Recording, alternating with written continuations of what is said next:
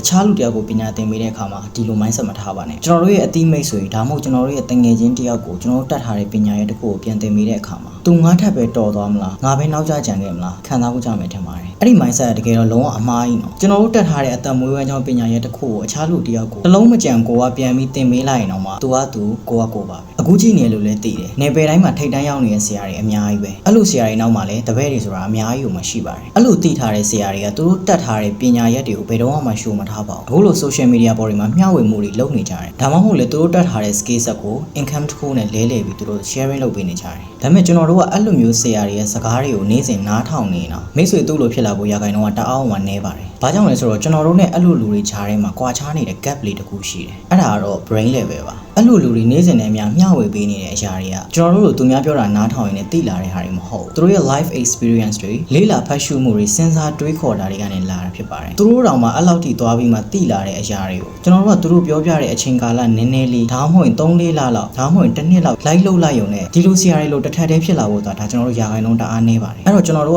တတ်ထားတဲ့ပညာရက်တွေကိုတခြားလူတယောက်ကိုပြန်သင်ပေးတဲ့အခါမှာလေကျွန်တော်တို့သင်ပေးမဲ့လူရဲ့ level ကဒီ level ဆိုရင်သူတို့ကိုသင်ပေးမဲ့ကျွန်တော်တို့ရဲ့ level ကဒီ level မှာရှိပါတယ်အဲ့ဒါကြောင့်ကိုသိထားတဲ့ဘယ်အရာအောင်မဆိုပြန်ပြီးတော့သင်ပေးတဲ့အခါမှာဆရာပြီးသားပါလို့ကျွန်တော်ကပြောချင်ပါတယ်ဒါပေမဲ့ကျွန်တော်တို့ဘက်ကအမြဲတမ်းလုံနေရမယ့်အရာလေးတစ်ခုတော့ရှိတယ်အဲ့ဒါ learning မှာအမြဲသင်ယူလေ့လာနေတဲ့လူတစ်ယောက်ကဘသူငါထက်တော်သွားမလဲဘသူငါ့ကိုကြော်သွားမလဲဆိုတာထက်ငါကောင်ကတနေ့နဲ့တနေ့ဘလို့ပိုကျန်းအောင်လုပ်လာမလဲဆိုတော့ပဲသူတို့အမြဲတမ်းတွေးနေတာဖြစ်ပါတယ်ဆိုတော့ကျွန်တော်ဗီဒီယိုကြည့်နေတဲ့လူကရောဆရာပြီးသားရဲ့လူတစ်ယောက်ဖြစ်နေရဲ့လား